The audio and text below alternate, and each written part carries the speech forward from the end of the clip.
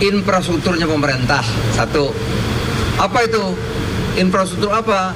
Untuk menyampaikan barang-barang yang bantu sosial, kemudian barang-barang subsidi, semua nanti melalui Koperasi Desa Merah Putih. Tadi diputuskan sudah.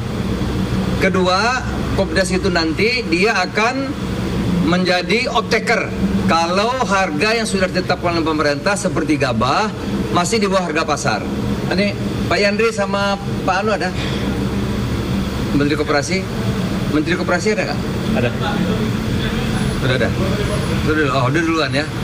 Jadi satu saya ulangi ya, Koperasi Desa Merah Putih sebagai infrastruktur pemerintah nanti menyalurkan bantuan seluruh bantuan, kemudian juga menyalurkan seluruh barang-barang subsidi. Ya, itu. Nomor dua, dia sebagai off-taker. Kalau harga seperti gabah, jagung dan lain di bawah harga yang sudah ditentukan pemerintah, maka koperasi dia bisa off-taker sebagai pembeli dari produk-produk pertanian yang sudah ditentukan harganya oleh pemerintah. Nomor satu itu ya, Koperasi Desa Merah Putih. Nomor dua tadi mengenai MBG akan menyelesaikan persoalan-persoalan yang selama ini menjadi hambatan atau penyalahgunaan. Kami minta waktu satu bulan, ya, 1 bulan lagi, 1 bulan untuk menyelesaikan, merapikan. Setelah itu langkah-langkah berikutnya kami akan laporkan Bapak Presiden untuk nanti diputuskan, diberi arahan seperti apa keputusan akhirnya. Tetapi kami akan mengkaji lebih mendalam 1 bulan dari hari ini. Saya kira 2 itu yang penting kami putuskan pada malam hari ini. Terima kasih. Mas, yang dibereskan dalam 1 bulan itu penegasan apa aja, Pak? Banyak ya, yang penyalahgunaan, kemudian titik-titik yang sudah layak menerima, kemudian sudah begitu banyak titik yang sudah ditentukan, tetapi belum ada SPPG-nya, ada yang sudah membangun tapi belum ada, banyak hal ya. 1 bulan ini kita akan paparkan kepada Bapak Presiden untuk nanti diambil keputusan yang tepat seperti apa seharusnya. Saya kira demikian ya, terima kasih. Baik. Apa?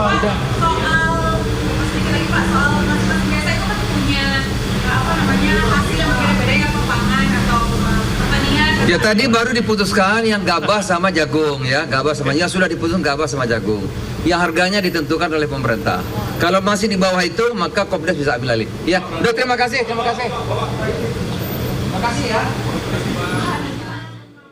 KPK menggeledah sejumlah ruangan termasuk ruang kerja Bupati di kantor Pemkat Sukoharjo. Penyidik membawa sejumlah koper yang diduga sebagai barang bukti baru.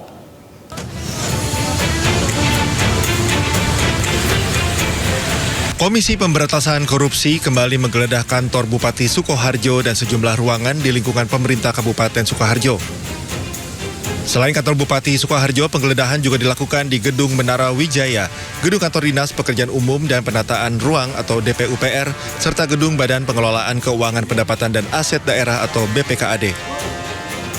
KPK mengamankan 3 koper dari penggeledahan ruangan kantor Bupati.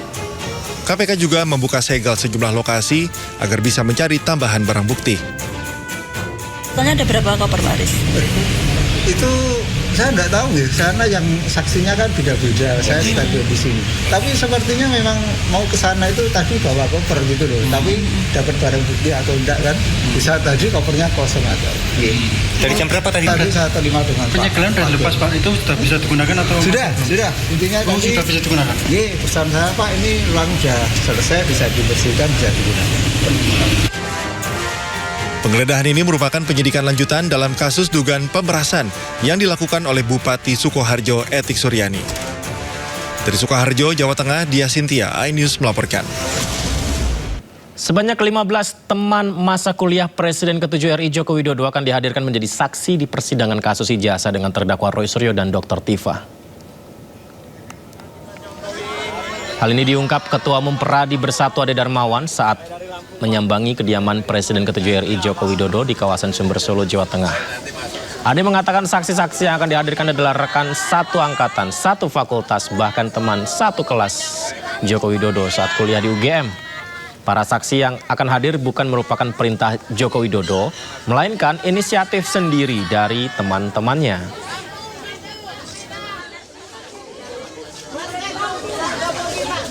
Saksi-saksi tentunya harus siap betul bahwa apa yang menjadi keterangan itu mengalir seperti biasa, dan tentunya beliau semua teman-teman Bapak kompak untuk memberikan keterangan yang lebih kompak. Dan tentunya apa yang diberikan keterangan di penyidik sampai pengadilan, itulah yang akan kita sampaikan bahwa hal ini kan kita lihat betul-betul terjadi storyteller yang ditata rapi, seolah-olah Pak Jokowi adalah seorang yang tidak berkuliah lah, jasa palsu lah. Ini kita tepis semua. Kenapa? Karena kawan-kawan Pak Jokowi ini hadir untuk betul-betul membuktikan gitu loh, bahwa persoalannya tidak benar. Kita akan informasi berikutnya, kelangkaan BBM bersubsidi masih terus terjadi di Mandailing Natal, Sumatera Utara. Sudah 3 pekan lebih, warga kesulitan bahkan hingga terpaksa menginap di SPBU untuk dapat BBM.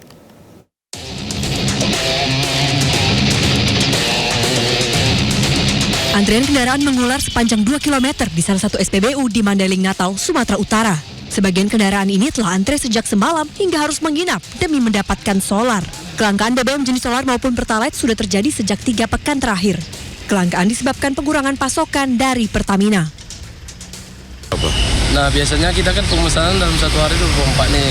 Mungkin ada pengurangan stok ataupun karena dari depot Sibolga kita kurang tahu, Pak. Jadi pemesanan kita setiap hari 16 ton. Jadi udah berapa lama ini antri-antri begini aja terus? Selama ini antrian kita udah dalam 1 minggu ini begini terus antrian solar kita. Habis nih tiap hari? Habis, Pak.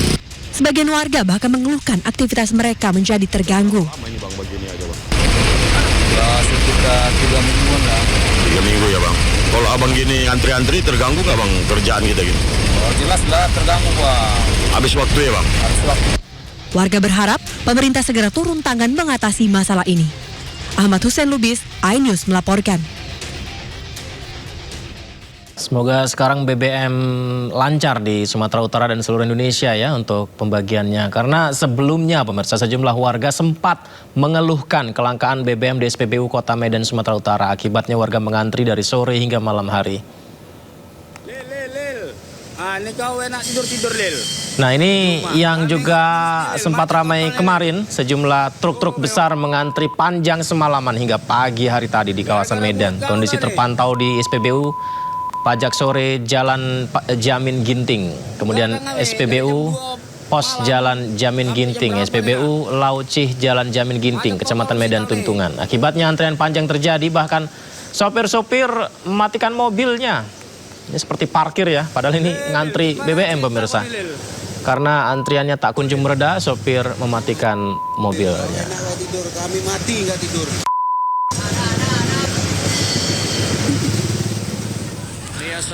Wow, ramai sekali. Ini juga sempat terjadi di SPBU Tanah Tinggi pemirsa. Di jam 18.42 ini. Seperti inilah situasinya, ribuan pengendara motor yang antri panjang karena BBM tak kunjung datang. Dikutip dari media sosial Bang Ginting 256, kendala BBM langka ini akibatkan aktivitas warga jadi terganggu. Yang ready kalau untuk sepeda motor. Nah, kalau tadi di dalam SPBU-nya ya, ribuan motor tadi. Nah, ini di luar SPBU-nya pemirsa. Gambar drone dari udara memperlihatkan antrian panjang kendaraan dari ketinggian. Antrian terjadi di sejumlah SPBU di wilayah Sumatera Utara, seperti di SPBU Nalela di Jalan Lintas Sumatera, SPBU Raja Harjosari, SPBU Teladan, dan SPBU Tanjung Satu. Kita bisa lihat sejumlah kendaraan terpaksa harus antri panjang di tepi jalan dan menyebabkan lalu lintas sekitar SPBU tersendat. Apakah BBM langka ya?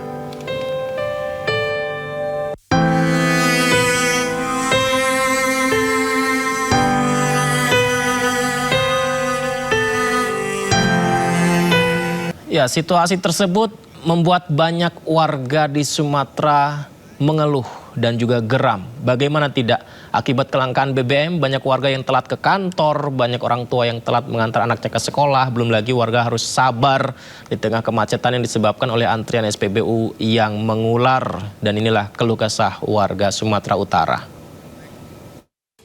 Berapa menit tadi Pak nunggunya Pak? Hah? Berapa menit sampai dapat? Sekitar 1 jam 15 menit gitu lah, lebih 1 jam. 1 jam tadi Pak ya? Lebih ya Pak ya?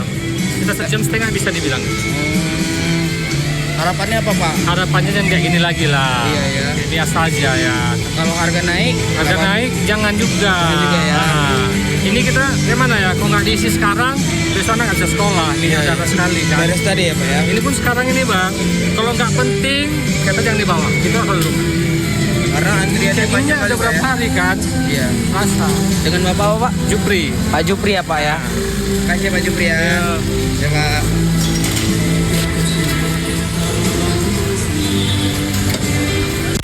Guys, ini ya guys, ini ada SPBU di Jalan Dendang, Kelurahan Dendang, Kecamatan Setabat, Kabupaten Langkat guys. Nah, ini dia. Ini SPBU ada kurang ajarnya juga guys. Ini pertama kali aku pagi tadi subuh udah ngisi, udah ngantri. Ternyata udah giliran kita ngantri sampai hampir 1 jam, sampai ke pompanya habis katanya. Dah, pulanglah saya kan. Sekiranya jam-jam 10 tadi saya balik lagi ngantri. Katanya nunggu mobil datang, mobil tangki datang. Jadi kita ngantri lah guys di sini. Udah sampai jam 1:30 nih guys. Udah sampai 1:30 tapi kok mobil antrian di depan kok jalan ya kan guys. Katanya ada yang isi. Loh, katanya tadi nunggu mobil tangki, belum tadi habis nunggu mobil tangki, tapi kok ada yang ngisi. Ternyata guys, rupanya itu ternyata minyak masih ada. Minyak mereka itu masih ada di dalam. Tapi mereka tadi bilang... Apakah benar BBM langka di Sumatera Utara? Nah, ini sudah dijawab oleh Gubernur Sumatera Utara Bobi Nasution. Gubernur Sumatera Utara Bobi Nasution membantah isu pasokan BBM di Sumatera Utara menipis. Ia menegaskan bahwa pasokan BBM di Sumatera Utara masih aman terkendali pemirsa. Terkait antrian kendaraan di SPBU, ia sampaikan bahwa PT Pertamina kekurangan sopir untuk mengantar BBM ke sejumlah SPBU di wilayah Sumatera Utara. Kami sudah cross check, yang disampaikan Pertamina sebenarnya bukan kelangkaan BBM-nya, tapi yang langka katanya itu adalah pengemudi yang ngantar BBM-nya. Jadi distribusinya persoalannya karena driver yang bawa truk BBM-nya itu kemarin kalau nggak salah disampaikan tadi itu terjadi pemberhentian massal sehingga banyak truk pengangkutnya tangki pengangkutnya tidak bisa beroperasi. Tadi kami sudah koordinasi, saya minta dari dinas kami berkoordinasi dengan Pertamina dan juga dengan teman-teman TNI Polri. Kami dari TNI Polri, pemerintah juga siapkan driver dan tim pengamanannya untuk bisa menggantikan sementara para driver yang hari ini belum selesai perekrutannya. Jadi kami minta mulai malam ini nanti tim dari TNI Polri sudah ready untuk jumlah personilnya, jumlah driver yang dibutuhkan sama Pertamina. Ini nanti sedang koordinasi sampai hari ini masih jam ini masih koordinasi berapa yang dibutuhkan, yang masih dari teman-teman TNI Polri dan kami dari pemerintah siap untuk mengcovernya sementara. Itu sampai kapan Pak katanya? Ya itu tanya mereka ya, karena itu kan mereka bagaimana cara regulasi mereka meng-hire driver dan segala macam itu internal ya, kami nggak mau ikut campur di sana. Yang pasti jangan sampai masalah internal mereka mengganggu kehidupan masyarakat yang ada di Sumatera Utara. Jadi kami minta tadi ya kalau hal seperti itu kami tolong diinformasikan. Udah tahu dampaknya seperti itu tolong diinformasikan. Kalau perlu backupan dari kami sampaikan gitu loh. Jangan udah kejadian kayak gini baru disibuk-sibuin. Kita minta tadi seperti itu. Pak, ada imbauan nggak untuk masyarakat Pak? Karena kan ada juga yang panik buying gitu Pak. Yang buat panik buying itu kan Pertaminanya. Ya, harusnya persiapan tadi ya, kalau masalah operasional mereka harusnya disampaikan dulu lah kepada pemerintah daerah. kepada teman kita semua yang ada di sini, Forkopimda, kalau memang ada persoalan yang bisa kita backup, pasti kita backup. Nah, kalau masalah stok tadi kami sampaikan, tadi tanya aman, bahkan mau yang dari, tadi disampaikan stok yang dari Jakarta akan dikirim lagi. Nah, persoalan tadi saja masalah supir tadi. Pak, artinya mulai malam ini yang mengantar minyak itu petugas kepolisian dan TNI apa ya? Pokoknya sampai dengan hari ini kami minta disiapkan tim dan dari TNI Polri untuk menjadi